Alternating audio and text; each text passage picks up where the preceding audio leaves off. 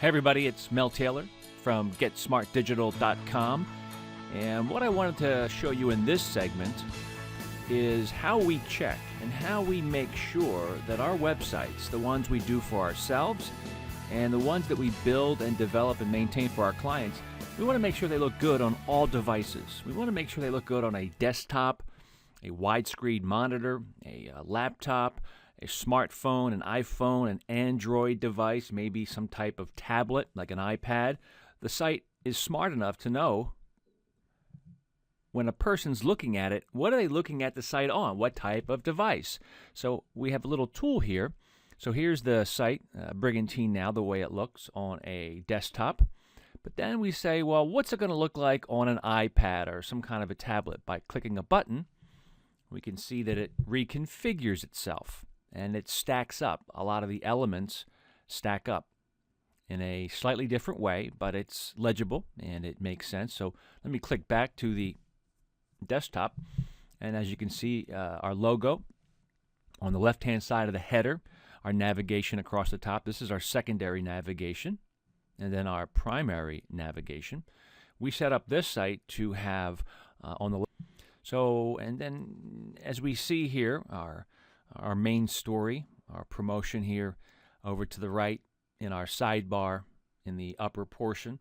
We have our email capture tool, building up our email database for BrigantineNow.com, a series of banners from clients and some key stories. And by clicking in to see how it looks on an iPad or some tablet device, we can see that it looks pretty good. The Relish ad from Revel Casino stacks underneath the logo.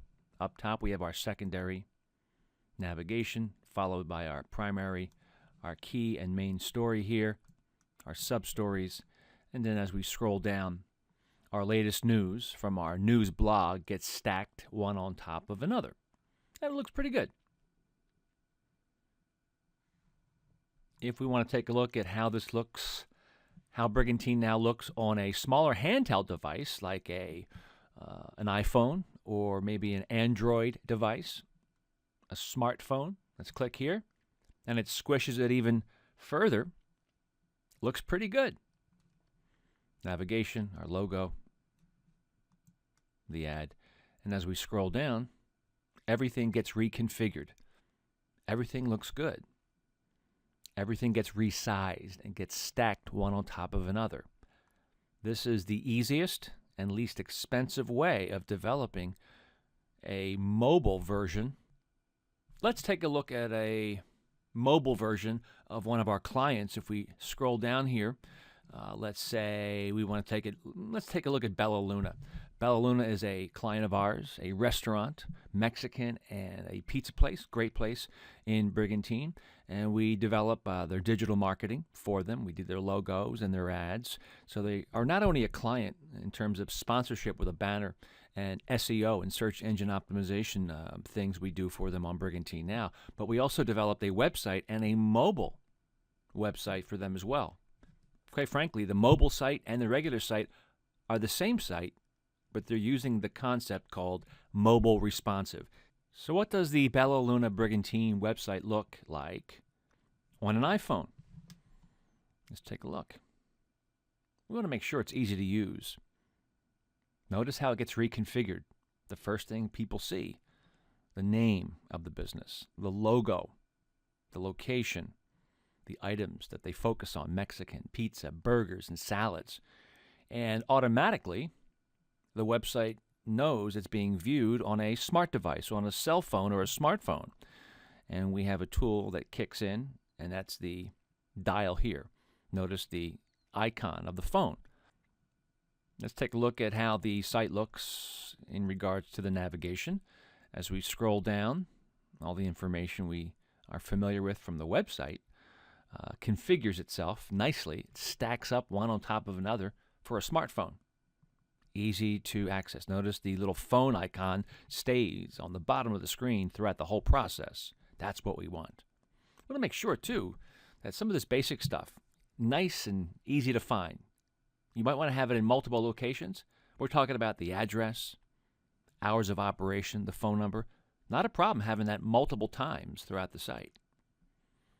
And we can see here how the menu looks. Let's see how the appetizers. We click on that. And notice how they stack up nice. Let's take a look at a website in Brigantine from a local realtor that probably needs to consider the mobile version of their site. Okay, so it looks fine in regards to its desktop version. So we're looking at Atlantic Coast Realtors website on the desktop here. But what does it look like when somebody's accessing this site using a smartphone? And there you go. That's the site. That somebody accessing this website called BrigantineHomes.com, they're going to see this. And if we scroll down, you can see the site is not mobile responsive. Now, you can certainly access and use the site, but notice how we're going to have to scroll and pinch and move and scroll around.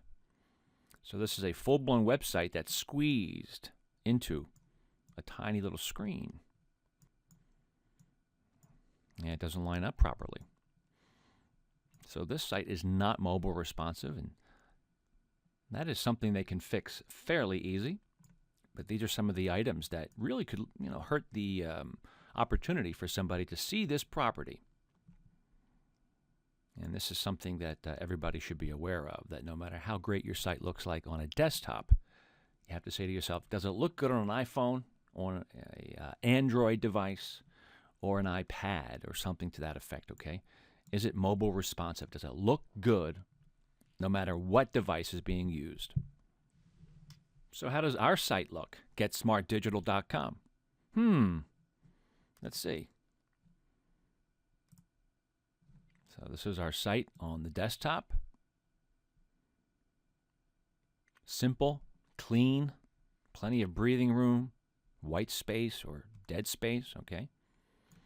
Over to the right, we're capturing email, our email capture tool, which is so important.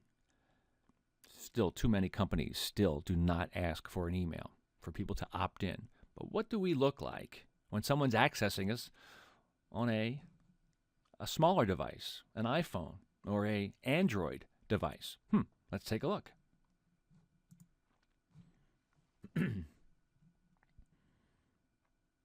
It gets stacked up a little bit, but it's all legible. It's all there. Our recent posts, our subheadings, our stories. What does our video look like? Let's take a look to see here.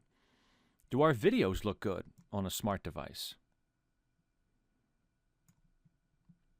They all get reshaped and they all stack one on top of another.